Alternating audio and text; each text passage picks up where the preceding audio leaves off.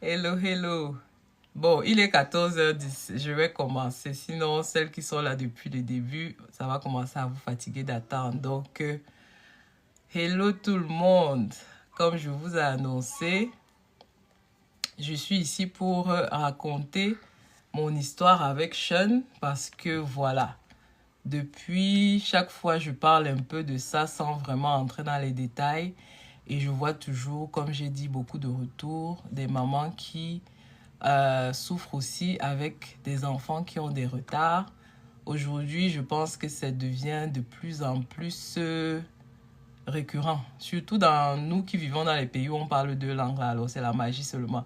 Donc, quand je dis où on parle de deux langues, c'est là où on parle notre français. On est obligé d'ajouter la langue du pays aussi, donc, notamment l'anglais français ici. Ça fait qu'il y a beaucoup d'enfants qui commencent à avoir des retards et la plupart du temps, malheureusement, on les met dans le box d'autisme.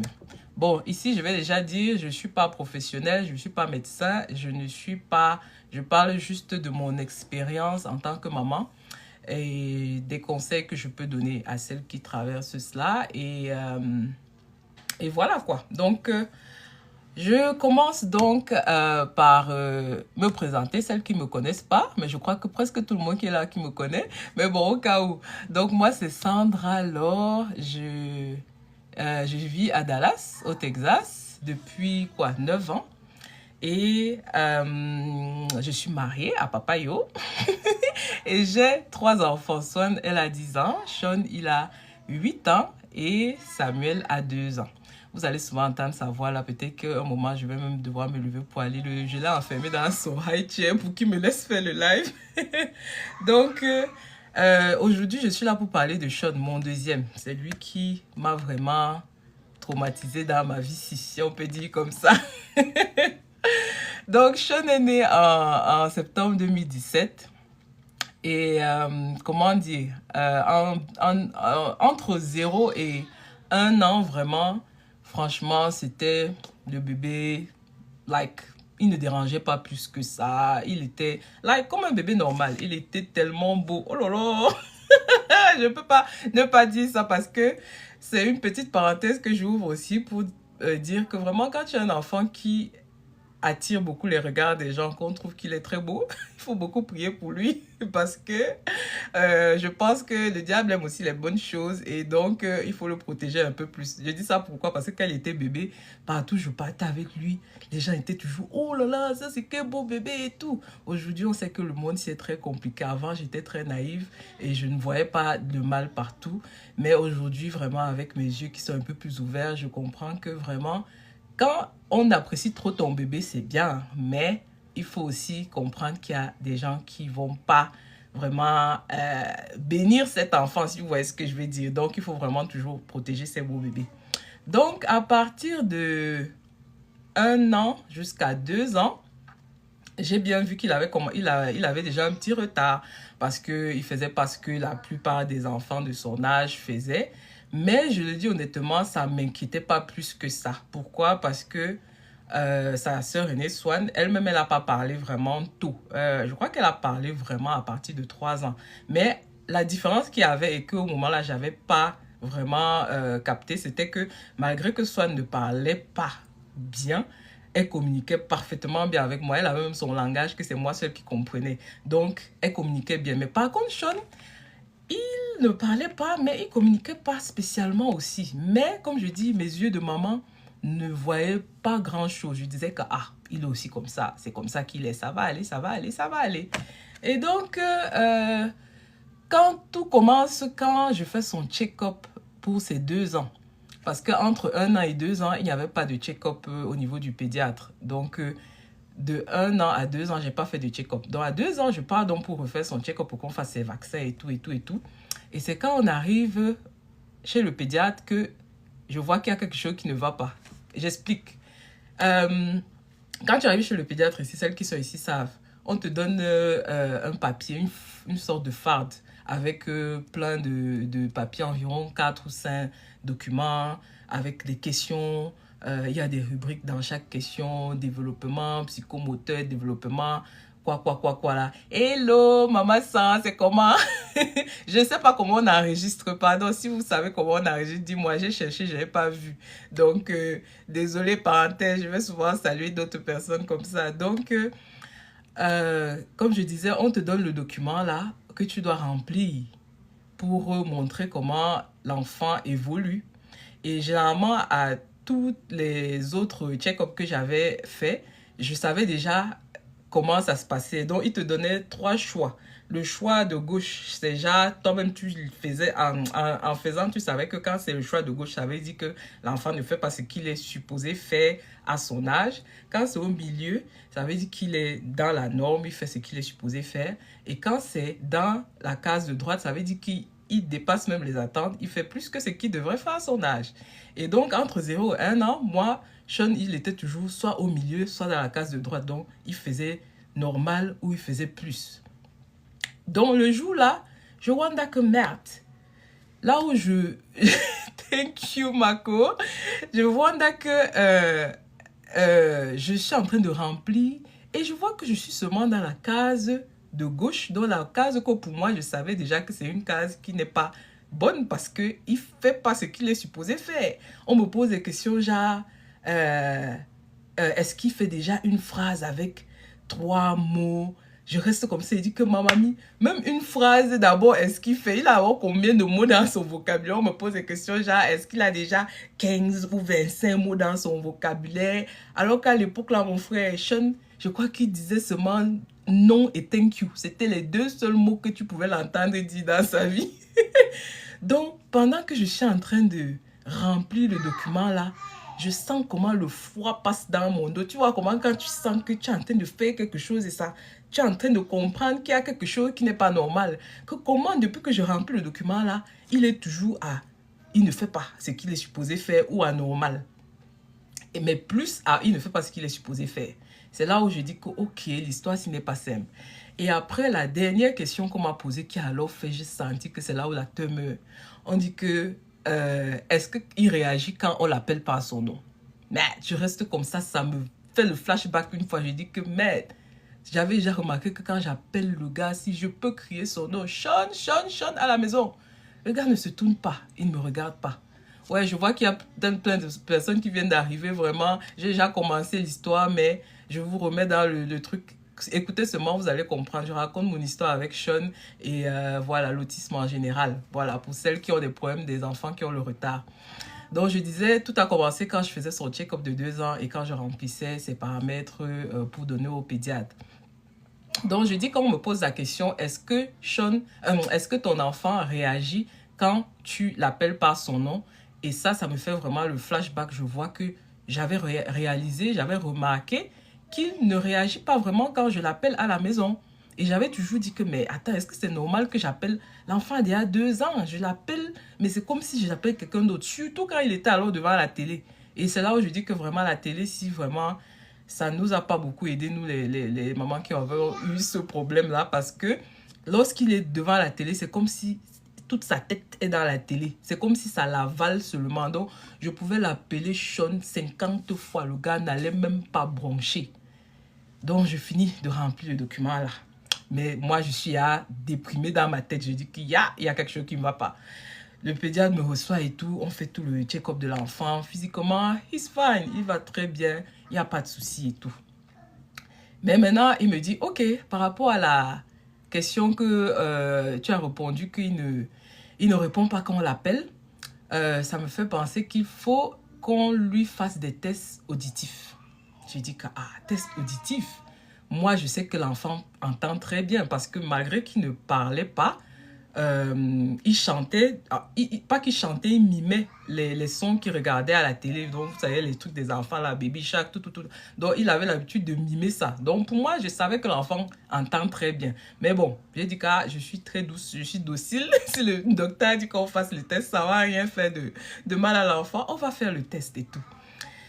Maintenant, et c'est là où l'acteur commence à mourir un peu.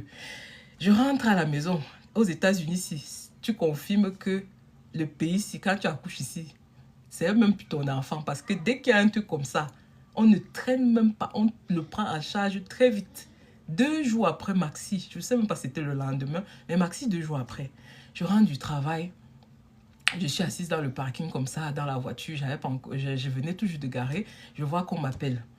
Hello, est-ce que c'est la maman de Sean et tout? J'ai dit oui, oui, oui. J'ai dit que, oh, ok, on a eu vos infos par le pédiatre et tout. On voulait prendre en charge par rapport à tout ce que le pédiatre dit, blablabla, blablabla. J'ai dit que, ok, maintenant, la dame me pose la question qui me finit seulement. Elle me dit que, maman, est-ce que tu as déjà entendu parler d'autisme? Ma mamie, mon cœur est tombé une fois dans mon ventre, zoup. J'ai dit que quoi? Là, je ne peux pas mentir, j'ai vu ma vie défiler devant mes yeux, comme on dit là. Attends, la mère, s'il me parle qu'un français ici, là, ou c'est quel anglais, elle veut me dire que quoi? Pourquoi elle me parle d'autisme? Ça veut dire que quoi? Et il faut avouer qu'à cette époque, la seule, comment dire, la seule chose que je connaissais de l'autisme, c'était le côté tellement négatif. Parce que bon, il y a quelques côtés positifs, mais vraiment, on s'en fout du côté positif. Là, on ne veut même pas entendre le mot là. Donc, moi, je voyais tous les grands autistes sévères que j'ai eu à voir au cours de ma vie. C'était toujours des très grands autistes là qui ne parlent pas, qui sont bizarres, qui ont l'air de ne pas avoir toute leur tête.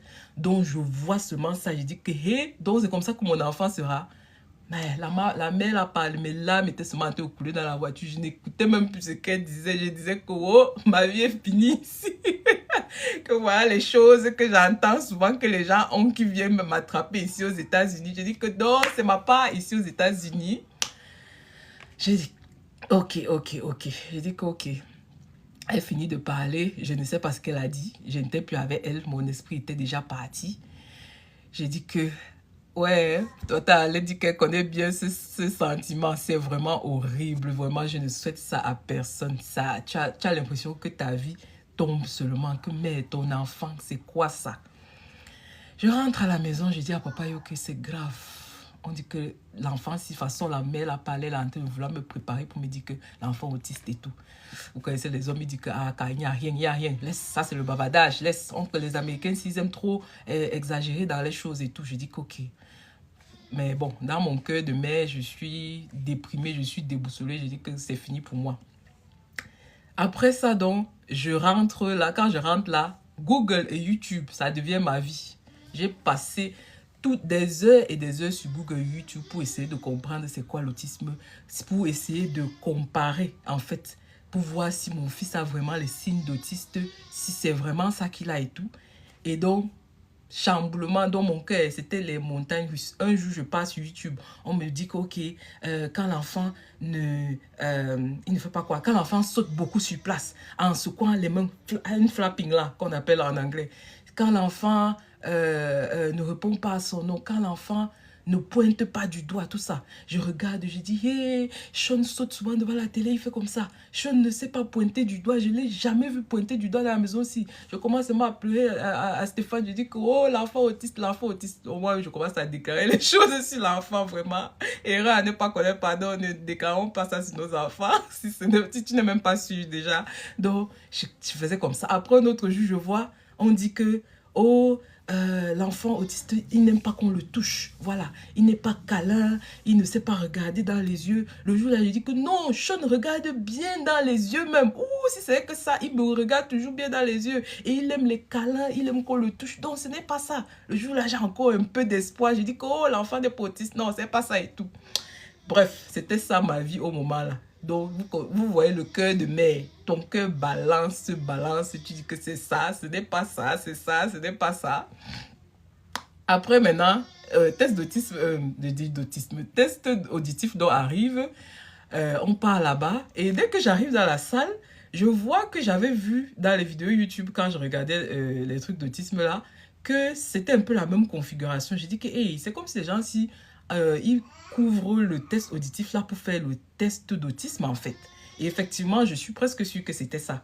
Donc, je vois, on met Sean dans une salle, on met les il y a les baffles partout là-bas. On essaie de voir s'il il réagit. Et il réagit très bien. Maintenant, il y a la femme qui est à côté de lui. Je vois comment elle touche souvent sa main comme ça pour voir comment il réagit. Elle lui donne les jouets comme les voitures. Parce qu'on dit souvent que les enfants autistes, ils ne jouent pas de manière appropriée avec les jouets. Si tu lui donnes la voiture, au lieu de faire comme les autres enfants, que voum, voum, voum, lui va prendre la voiture, commencer à tourner, par exemple, les roues. Tourner pendant longtemps sans se fatiguer. Et donc, Sean, d'une manière ou d'une autre, ce jour-là, il réussit bien tout. Et donc, en sortant de là, la dame me dit que vraiment, à mon niveau, il n'y a aucun problème. Oh, la joie dans mon cœur. J'ai dit que, oh, c'est fini. Le cauchemar est terminé. Vraiment, l'enfant n'a rien. Elle a dit, il n'a rien. Erreur. Ce n'était que le début. J'ai dit que, mais je rentre, je dis à Stéphane que non, j'ai vu sur YouTube, j'avais vu, on a fait le test là, c'est le test d'autisme qu'ils étaient en train de faire à Sean comme ça, en faisant comme si c'est le test auditif. Et elle a dit qu'il n'a rien, qu'à son niveau, elle voit qu'il n'a rien. Et donc, on me dit qu'ok, malgré qu'il n'a rien, on m'appelle toujours, on dit que bon, vu que l'enfant ne parle toujours pas, on va le mettre sous speech therapy. J'ai dit qu'il n'y a pas de problème, mettez-le sous speech therapy. Il n'y a absolument pas de problème et tout. Maintenant, le temps passe, la speech therapy commence et tout. Et de plus en plus, je vois encore les vidéos. C'est pour ça que si quelqu'un est dans ce cas, vraiment, n'allez pas trop sur YouTube pour regarder les vidéos parce que vous allez voir des cas tellement déprimants d'autisme que ça va seulement t'aider à déprimer. Et c'est exactement ce qui s'est passé. Je suis tombée en dépression. Aujourd'hui, je le dis comme ça, mais à l'époque, moi, je ne réalisais même pas que je déprimais. J'avais déjà peint tout en noir. Je disais que non. Les gens, si ils ont toujours mis Sean dans ce programme, ça veut dire qu'il a quelque chose. Et je le regarde, j'observe, je vois que il est quand même dans une bulle. Qu'on dise ce qu'on veut, je vois qu'il n'est pas, il ne fait pas les choses comme il devrait faire. Si je lui dis que donne-moi le verre d'eau sur la table, là, il n'est pas capable de faire ça. À l'époque, on se disait que mais l'enfant, c'est seulement têtu ou c'est qu'il ne comprend pas. Mais après, tu vois qu'il ne comprend vraiment pas. J'ai dit que, hey, donc, j'ai commencé à déprimer. J'étais en mode noir, noir, noir. J'ai dit que oh, c'est fini pour mon fils comme ça. Les choses que je vois là, tu as 60 ans, l'enfant est là, à 30 ans à la maison, il n'a pas de vie, il n'a pas de femme, il n'a pas d'enfant et tout, parce que sa tête ne tient pas en fait. Pour moi, c'était ça qui devait être Pouchon. Donc j'ai déprimé, je pleurais tous les jours. Et à l'époque, je faisais un travail qui m'a aidé à pleurer. Celles qui sont ici aux États-Unis, vous connaissez Amazon Warehouse. Amazon Warehouse. Tu as ta station de travail comme ça. Et tu es avec toi toute la journée. À l'époque, on ne nous donnait pas les écouteurs pour écouter quoi que ce soit. Donc, c'était ton cerveau et toi. Donc, si tu as un problème, tu vas seulement penser au problème là de 7h jusqu'à 18h quand tu sors. Merde! J'ai pleuré là-bas à la station de travail à chaque jour. Je disais que oh, c'est fini pour mon fils. Morfondre sur moi. Je lui ai dit que c'est fini. Souvent, tu arrives à la maison comme ça, tu vois mes yeux sont gonflés, que j'ai à pleurer jusqu'à... Donc oui, vraiment, l'erreur à ne pas faire, checker YouTube. Je te promets, maman. Checker YouTube, c'est bien, mais c'est pas bien. Donc, après, donc, dépression, c'est là où je commence à m'apaiser. Pourquoi? Parce que à l'époque, je croyais en Dieu, mais j'étais comme beaucoup de gens, c'est que tu crois juste, ben, tu fais pas grand-chose avec. Je priais sans prier et tout. Et un jour, j'étais tellement mal que je me suis agenouillée à la maison. J'ai pleuré toutes les larmes de mon corps à Dieu. J'ai dit que Dieu, ici, là, toi et moi, j'entend souvent parler de toi là, mais ici, là, si tu ne m'aides pas à résoudre le problème de Sean, c'est parce que pour que tu t'abandonnes à Dieu comme ça, il faut que tu sois face à une situation où personne ne peut t'aider. Ton mari là, il ne peut pas t'aider. Tes parents même sont là, s'ils sont là, ils ne peuvent pas t'aider. Et à l'époque, mon père était encore vivant. Même leur parler de ça, je n'arrivais pas parce que je savais que à part les stresser aussi, qu'est-ce que j'allais leur apporter de plus? Personne ne peut t'aider. C'est là où tu confirmes que tu vas seulement te mettre à genoux, appeler le papa qui est là, que pardon papa, aide-moi ici, je ne sais pas ce que je vais faire. Aïe, aïe, aïe. Le jour là, c'est le jour où j'ai donné ma vie à Jésus, vraiment, je le dis toujours pour ceux qui me suivent sur les réseaux, c'était en mars 2020, juste avant Covid, je me souviens. Et donc, ça m'a apaisé. Honnêtement, je ne peux pas mentir. Dès que j'ai déversé ça comme ça à Dieu, il m'a apaisé d'une manière que moi, je n'arrive pas à expliquer. J'ai commencé à vouloir le chercher au travail maintenant. C'était Covid avait commencé, je me souviens, on nous a permis d'avoir les téléphones au travail puisque c'était un peu compliqué, il fallait joindre la famille et tout. Et ça me permettait de suivre un peu la musique pour changer les idées. Au travail, j'ai dit que j'arrête de suivre la musique. La musique, là, ne m'apporte rien, ça ne résout pas mes problèmes. J'ai dit que je vais commencer à suivre la Bible, là, je vais comprendre c'est quoi qu'on raconte dedans parce qu'il faut que je parle au Père, là, jusqu'à il comprendre mon problème ici et il m'aide à sortir de là. C'est comme ça que j'ai commencé à écouter la Bible, j'ai commencé à suivre bon, un pasteur qu'aujourd'hui, on parle trop mal de lui. Mais bon, à l'époque, là, Dieu l'a utilisé pour, m'apaiser dans ses prédications. Il avait beaucoup apaisé à savoir que voilà, lorsque tu as des situations avec des enfants malades, tu dois comprendre que c'est un combat, tu dois prier et tout. Et ça m'a permis d'apprendre à prier et faire plein d'autres choses et tout. Donc, c'est comme ça que Sean, donc, je reviens à l'histoire de Sean, il a commencé la thérapie de langage. La dame devait venir à la maison une fois par semaine et elle travaillait avec lui. Honnêtement, je ne voyais pas trop ce qu'elle faisait, mais bon, elle travaillait. Quand les gens font les choses, il faut seulement les laisser faire. Et vraiment, j'ouvre encore une parenthèse. Beaucoup de mes frères africains ici, quand on dit que l'enfant a un retard, on ne veut pas souvent laisser les gens là le mettre dans un programme. Moi, j'encourage toujours à laisser parce que ça ne nous coûte rien. Au contraire, ce qu'ils font, c'est pour aider l'enfant à rattraper son retard pour qu'il ne soit pas en dessous des autres dans la classe où il sera. Donc, pour moi, j'encourage toujours. Je dis, la semaine dernière, il y a une dame qui m'a appelé. C'est la première chose que je lui ai dit. J'ai dit, qu'est-ce que l'enfant est dans le programme? On le met dans le programme, ça va faire qu'on va travailler avec lui. Si c'est un petit retard, il va rattraper son retard. Ce n'est pas forcément toujours que c'est l'autisme et tout, mais de toute façon, ça va l'aider à rattraper son retard. Donc, laissez les gens s'y faire leur travail en mettant l'enfant sur le programme. D'autres personnes n'aiment pas, ils disent que ça va faire que dans tous ces documents, on va mettre autisme, autisme, autisme, autisme.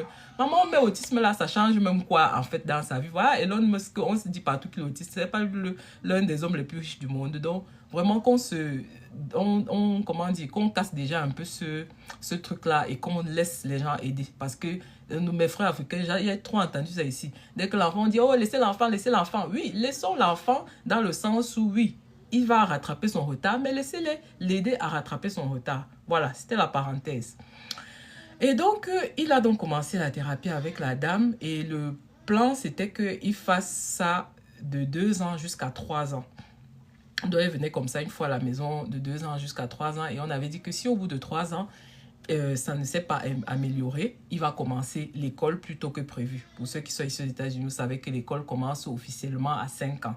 Avant 5 ans, il y a le pre-K, il peut partir à 4 ans, mais jamais à 3 ans. À 3 ans, l'enfant ne part pas à l'école ici. Si tu veux le mettre quelque part, tu vas le mettre dans un daycare. Donc, il fait donc. Et pendant que la thérapeute vient à la maison constamment, je lui pose la question parce que j'étais toujours inquiète. Je dis que ouais, quand tu regardes mon fils là, tu penses qu'il est autiste et tout. Elle me dit que vraiment, je ne suis pas médecin. Moi, mon travail, c'est de travailler avec les enfants. Mais s'il y a quelque chose que je peux te dire, c'est que même s'il est autiste, c'est un autiste léger. Parce que vraiment, quand je vois tout ce qu'il fait, comment il est sociable avec moi et j'ai dit Stéphane, Sean, effectivement, il était très sociable, plus avec les adultes, pas avec les enfants beaucoup. Il était le genre vraiment que quand il y a les enfants, lui, il va aller jouer tout seul dans son coin sans regarder personne. Mais lorsqu'il voyait des adultes, il avait toujours tendance à aller vouloir les saluer ou leur dire hi et tout. Elle me disait que ça, vraiment, ce sont des signes anti-autisme, quoi. Ils s'en foutent du monde en général, les vrais autistes. Et donc, ça me rassurait aussi, ça m'apaisait. Mais maintenant, 3 ans arrivent, je ne parle toujours pas spécialement, hein, je ne suis même pas sûre qu'il y a un mot qu'il a rajouté entre ces 2 et 3 ans. Il ne m'appelle pas maman, il est toujours quand même dans sa bulle. Je reste comme ça, je dis qu'ok, l'histoire c'est sérieux. Maintenant, on dit qu'il faut donc qu'il parte à l'école. C'est alors là où maman, j'ai cru que mon fils était devenu un rat de laboratoire, donc ça fait tellement mal. Tu vois, évaluation sur évaluation. des gens sont venus à la maison, elles étaient peut-être 3 ou 4. Elles viennent, elles observent Sean, elles regardent comment il joue. On fait ci, on fait ça. Tu es seulement là comme ça, tu regardes, tu dis que hé, maman, papa est venu vrai ici aux États-Unis. Après, maintenant, on me dit qu'il va aller dans telle école. Il faut aussi que je parte dans l'école là pour qu'on lui fasse aussi une évaluation pour voir son niveau et tout, pour comprendre les besoins qu'il a et tout. Alors là où quand je pars à l'évaluation là à l'école là, maman, on m'a brisé là-bas. Brisé de chez brisé. J'arrive, on lui fait aussi les mêmes, j'étais habituée. On avait tellement fait d'évaluation sur lui, donc je connaissais déjà comment ça se passait. On fait l'évaluation et tout. Après un moment, la dame se tourne et me dit que maman, appelle-le. Je dis que oh, c'est un cul ici là.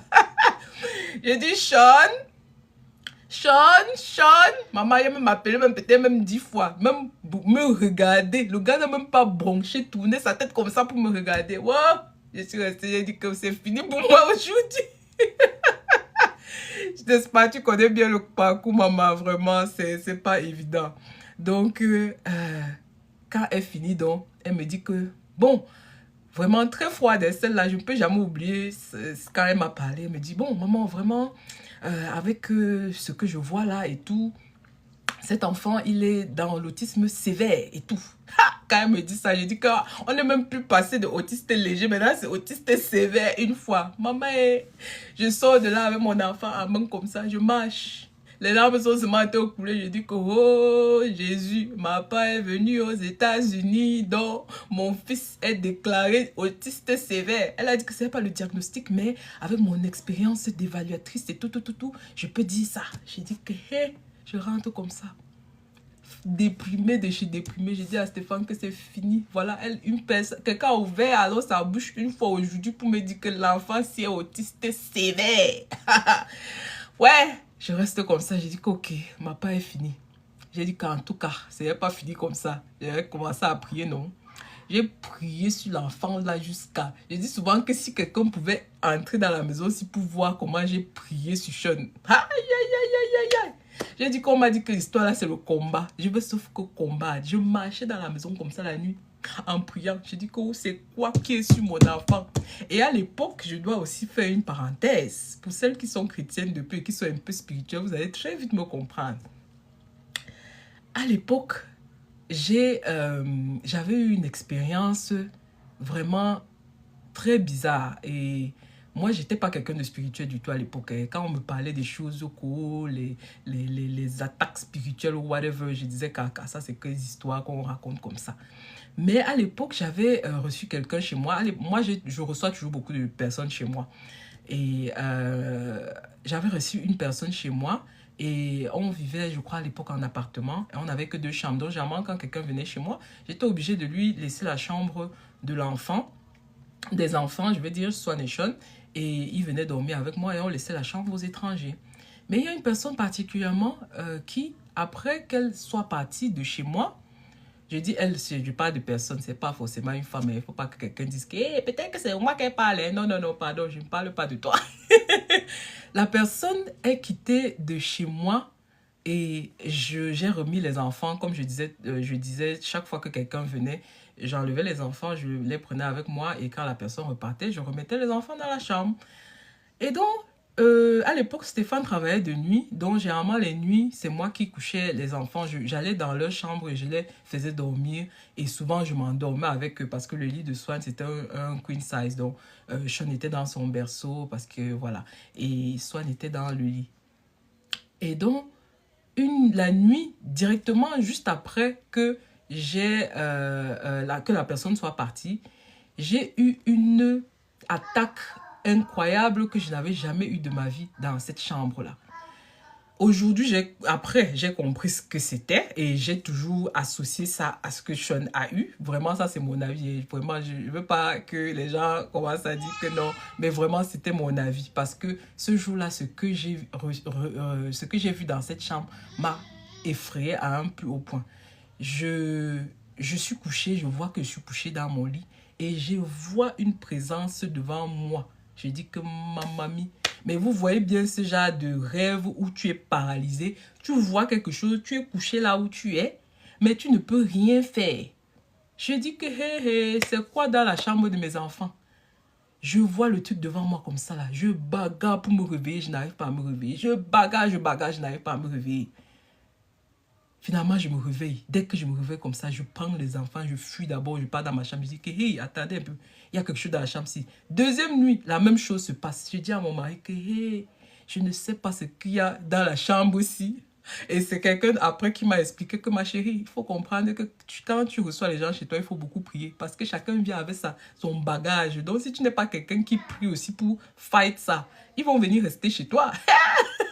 Je suis restée comme ça et dit que ma part est venue. Et donc, je prenais cette parenthèse juste pour dire que à ce moment-là, pour moi, mon esprit était focalisé que, hey, c'est sûr que c'est le jour-là qu'il y a quelque chose qui est venu toucher mon enfant pour faire que l'enfant est comme ça. Maintenant, comme je dis, c'est mon avis à moi. Je ne sais pas si c'est la vérité, mais ça a été ma conviction qui a fait que j'ai dit que je veux me battre dans la prière. Que ici, là, je vois que c'est quelque chose qui dépasse les yeux humains. Donc, je vais seulement me battre dans la prière. Et c'est ce que j'ai commencé à faire au moment-là. Comme j'avais commencé à prier, là, je suivais mon pasteur à l'époque, là, que je suivais beaucoup. Et je comprenais comment est-ce qu'on bagarre. J'ai prié, chassé tout genre de trucs de la maison, fait tout genre de prière. Je mettais les mains sur l'enfant, j'imposais les mains sur lui tout le temps. Et vraiment, les gens vont dire que c'est une coïncidence, mais pour moi, ce n'était pas une coïncidence. Vraiment, petit à petit, je commençais à avoir une assurance, je commençais à ressentir qu'il y a quelque chose qui changeait. Et qui dit que les films d'horreur dans le live. Ouais, que, pardon, c'est vraiment, laissez-moi raconter mes choses, mais c'est la réalité. J'ai commencé à prier pour mon fils et j'ai vu la différence. Vraiment, il a commencé l'école, c'était pas évident du tout, c'était toujours pas évident. Mais petit à petit, j'ai vraiment vu le changement et c'est à 4 ans que Sean a commencé à parler, à m'appeler maman et à faire tout ce que voilà, on espérait qu'il fasse. Il avait toujours plein de difficultés, mais franchement, il a rattrapé une grosse partie de son retard à ses 4 ans. De 4 à 5 ans, il a commencé à vraiment rattraper son retard. Et il a commencé l'école en étant toujours dans le programme spécialisé bien sûr, en ayant un support supplémentaire comparé aux autres enfants. Mais à chaque fois qu'on faisait les réunions, parce que quand l'enfant est dans le programme spécialisé, chaque année, on fait une réunion. Sa réunion, même notamment, ce sera demain, pour montrer l'évolution de l'enfant, pour voir ce dont il a besoin encore, s'il a encore besoin d'un support ou quoi que ce soit. Et voilà quoi. Et donc, à chaque fois qu'on faisait les réunions, ses maîtresses et ses maîtres disaient que, oh là là, Sean est en train de bien évoluer. Il ne savait pas faire ça il y a 3 mois, mais maintenant, il fait ça bien. On ne va plus l'aider à ce niveau. Il ne savait pas faire ça il y a 4 mois, mais maintenant, il sait faire. Donc, il n'a plus besoin d'aide à ce niveau. Je faisais que voir ça de plus en plus. Donc, ça me redonnait vraiment espoir parce que, comme j'ai dit au début, là, moi, je voyais d'abord un enfant qui ne va jamais me parler. Je ne pouvais même pas imaginer avoir une conversation avec Sean comme ça. Je rêvais même qu'il me parlait souvent. Je me souviens, je me suis levée, j'ai dit à Stéphane que papa, j'ai rêvé que Sean me parle. Le rêve là était tellement doux. J'étais contente que oh, mon fils m'a parlé. Donc, pour vous montrer à quel point je n'imaginais absolument pas qu'un jour, je peux parler avec Sean. Parce que c'est comme si ça ne faisait pas partie de son plan dans sa vie un jour. Donc, voilà. Et de plus en plus, voilà, aujourd'hui, si on doit parler de comment est Sean aujourd'hui, comparé à ses camarades, il n'a pas de retard au niveau, comment dire, de la compréhension des choses à l'école. Vraiment, je fais les devoirs avec lui aujourd'hui. Il retient, il fait les choses, il fait les maths et tout. Il a eu beaucoup de difficultés à apprendre à lire, comme beaucoup d'enfants. Vraiment, rien d'extra en fait. Il a des retards comme certains ont des difficultés en telle ou telle chose, mais il n'a absolument aucun retard mental. Et donc aujourd'hui, en tant que maman, je n'ai absolument plus aucune crainte pour lui, pour son avenir, pour son futur. Maintenant, au niveau social, il a toujours quelques petites difficultés pour comprendre certains concepts. Quand on lui dit de se taire, souvent, lui, il ne comprend pas. Il dit que, mais j'ai quelque chose à dire. Pourquoi vous me dites de me taire? Donc, le live a bugué. Ouais, quelqu'un dit que le diable fait bugger le live. Il ne veut pas que tu parles des miracles de Jésus. Il ne peut pas faire bugger le live si. Comment? Hey, Seigneur Jésus. J'espère que vous m'entendez bien. J'espère que ça ne bug plus. Dites-moi si vous m'entendez, pardon. Je peux être comme ça que je parle seul maintenant. Ok, ok. Donc, je disais que Sean, il a ces concepts-là qu'il a toujours un peu du mal à comprendre. Comme je disais, on l'empêche de parler. Quand il a quelque chose à dire, pour lui, c'est quelque chose qu'il ne comprend pas. Et j'ai vraiment compris que souvent on dit qu'il est têtu. Je dis que non, le gars ne comprend pas vraiment ce concept-là. Il dit que mais si j'ai quelque chose à dire, laissez-moi parler. Donc son père a tué les problèmes ici avec lui à cause de ça. Mais voilà, ce que je veux dire, c'est que en gros, il n'y a plus de problème majeur. Voilà, il y a des difficultés comme avec tout enfant. Vous avez vu la vidéo que j'ai postée hier. On m'a appelé pour dire que oh, il a colorié le tapis à l'école. Chaque fois qu'on lui parle, on dit de faire quelque chose, il ne fait pas. Il fait ci, il fait ça. Oui, il n'est pas facile et c'est pour ça que j'ai compris qu'il y a vraiment un combat de la prière que je dois faire avec lui et que je continue à faire vraiment. Et donc, en gros, c'est ça. Hein. J'ai parlé pendant presque 45 minutes, donc je crois que c'est bon comme ça. Non, vraiment, en gros, c'est mon histoire avec Sean. Et je dis toujours que c'est grâce à Sean qu'aujourd'hui je prie. C'est grâce à Sean qu'aujourd'hui je suis dans les choses de Dieu. C'est grâce à Sean qu'aujourd'hui je me place devant les gens pour parler de Dieu. C'est qu'il y a quelques années, on ne pouvait même pas imaginer que je peux faire m'asseoir comme ça pour dire que oh, Jésus a fait ci, Jésus a fait ça. Quand les gens faisaient ça devant moi, ils disaient que ah, quand les gens disaient qu'ils réveillent, si vous voulez nous fatiguer. Mais aujourd'hui, me voici dedans. Pourquoi? Parce que la souffrance que j'ai eue avec mon fils là m'a fait, j'ai compris que mon frère, tant que tu ne mets pas tes genoux par terre sur cette terre, c'est que tu perds ton temps. Et Dieu a souvent besoin d'utiliser ce genre d'épreuve pour t'amener à lui. Et donc vraiment, ma vidéo, si c'était pour encourager toutes les mamans, parce que je sais qu'aujourd'hui, il y en a plein. Je le dis toujours, chaque fois que je fais des vidéos par rapport à ça, on m'écrit toujours. Souvent, on m'appelle même. Je dis que hey, c'est grave comme ça. Plein de mamans vivent ça, surtout ici aux États-Unis. Je ne sais pas, on boit ça dans l'eau ici aux États-Unis, mais il y a énormément de problèmes d'enfants qui ont des retards et qu'on dit que ce sont des autistes et tout. Et beaucoup, c'est vraiment des autistes. Il y a certains que c'est juste des retards, mais beaucoup sont autistes. Donc vraiment, moi je dis à toutes ces mamans, première chose, tes genoux doivent noircir, maman et papa. Si tu as ton enfant qui a ce genre de problème et tu ne mets pas tes genoux par terre, c'est que toi-même tu ne sais pas ce que tu veux. Parce que personne là ne va rien faire de haut que toi tu peux faire en priant et demandant à ton père d'aider cet enfant. Donc vraiment, c'était moi, mon message que je voulais passer aujourd'hui, que faites les thérapies, tout ce qu'on demande de faire, la faites. Mais de votre côté là, vous devez noircir vos genoux sur le sol. Cherchez Dieu là. Arrangez vos vies. Parce qu'on ne doit pas seulement prier Dieu, prier Dieu. On doit aussi arranger notre vie. Si tu étais déjà une personne qui ne pardonne pas, apprends à pardonner. Tu vas voir les résultats. Si tu étais déjà une personne qui est trop égoïste et qui pense seulement à toi, apprends à aider les autres pour rien, juste comme ça. Tu vas voir les résultats. Si tu étais déjà une personne qui était dans les saletés, oh, tu couches à gauche, à droite, tu es dans les adultéries ou c'est quoi. Arrange aussi ta vie là-bas. Nettoie ta vie avant de venir vraiment lui demander les choses. Parce que Dieu, là, il est là et il entend nos prières. Moi, il a entendu mes prières chuchotes. Même si on me dit n'importe quoi, qu'il n'avait rien. Moi, je savais qu'il avait quelque chose. Et il a entendu ma prière. Et chaude aujourd'hui, quand je le regarde comme ça, là, je vois que demain, il va être quelqu'un. Et je vais prier jusqu'à... Parce que je vois comment le diable veut trop calculer cet enfant. J'ai dit que j'ai appris, depuis que je prie là, que quand le diable veut trop déranger quelqu'un comme ça, surtout un enfant, ça veut dire qu'il a une étoile qui brille. Donc, nous là derrière, on doit bagarrer pour qu'il ne vienne pas éteindre l'étoile là.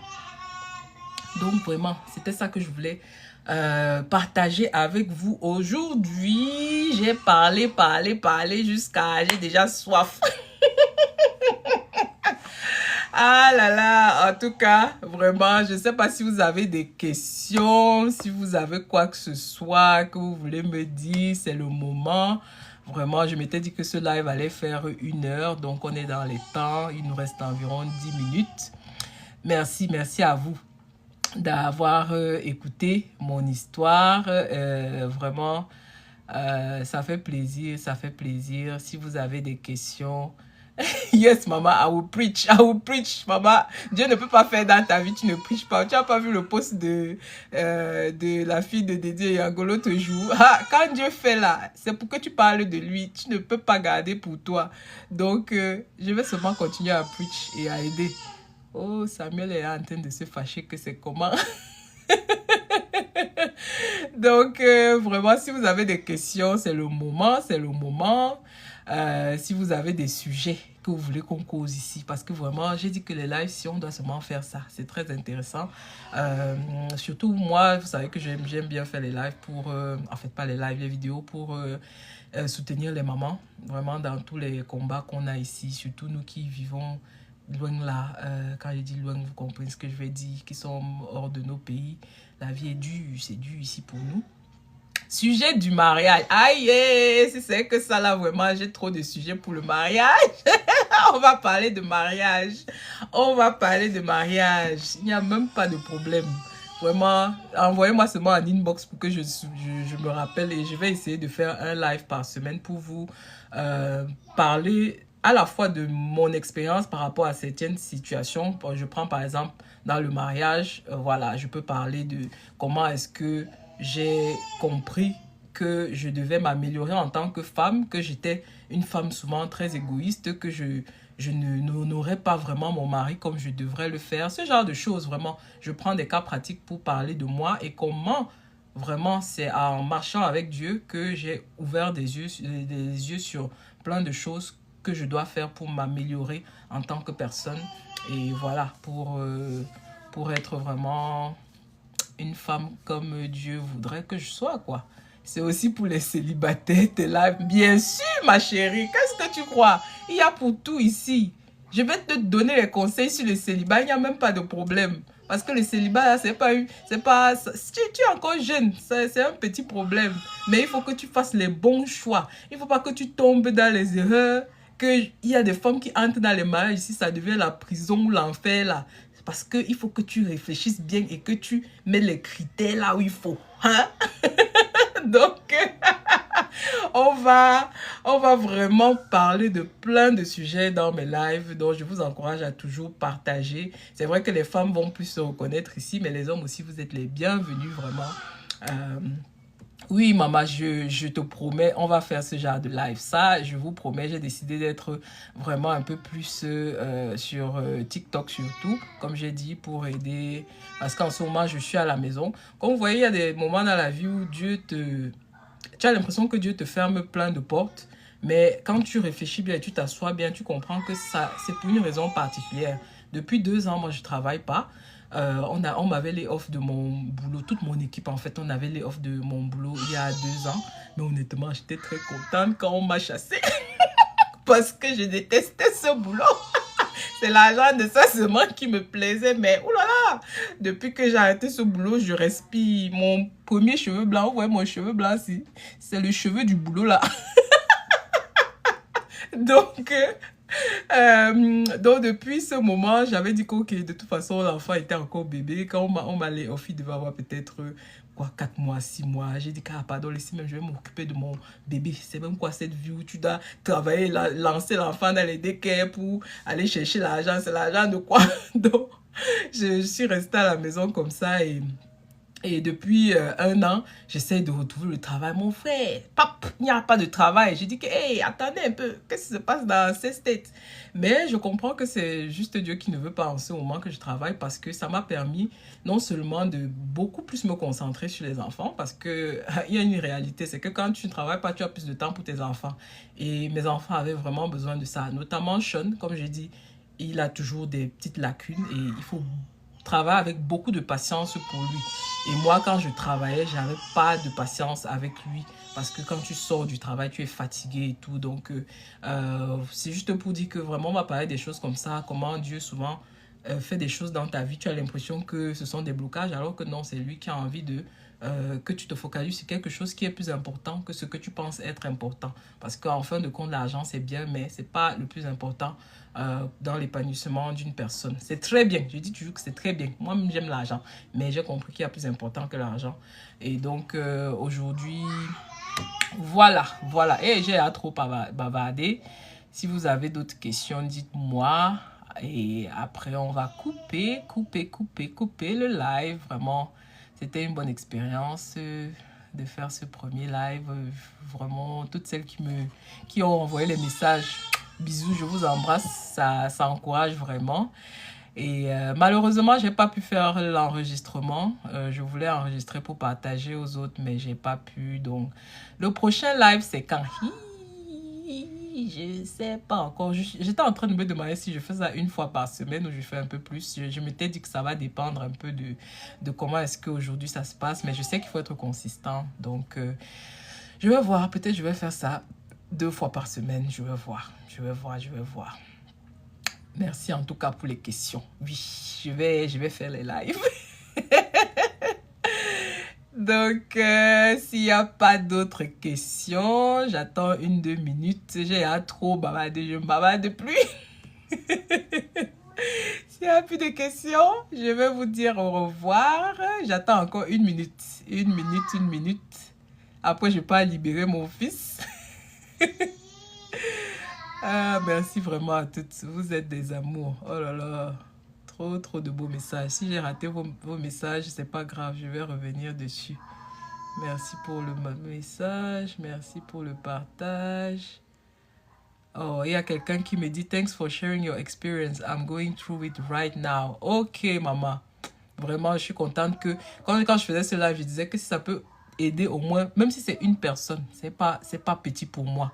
Parce que je sais qu'il y a beaucoup de personnes qui traversent ça. Beaucoup de mamans sont dans leur chambre la nuit en train de pleurer à cause de l'enfant qui a des retards et tout. Mais comme j'ai dit, mets seulement tes genoux par terre, mets tes genoux par terre. Parce qu'il y a quelque chose que j'ai compris ici. Ce truc d'autisme, honnêtement, celles qui me suivent, vous savez que je lis la Bible en ce moment. Je suis dans Matthieu. Et j'ai lu un passage dans Matthieu l'autre jour qui m'a fait, j'ai dit que merde, on blague très mal sur cette terre. Il y a des maladies qui ne sont pas simples. Il y a des maladies qui ont derrière elles un esprit.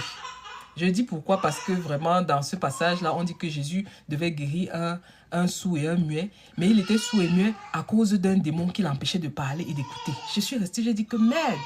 Donc ça veut dire il peut avoir un esprit qui est là juste pour te faire avoir une maladie. Et quand je regardais le truc d'autisme là, j'ai dit que, mais vrai, quand tu regardes ça, c'est comme s'il y a quelque chose derrière. Tu ne peux pas expliquer, mais ce n'est tellement pas naturel. Donc, vraiment, j'encourage toutes celles qui traversent ça. Que ce soit autisme ou pas, ça rentre toujours dans ce truc-là. Parce que l'autisme est très vaste, hein, mais ça se résume à des retards dans tout genre de domaine sur l'enfant.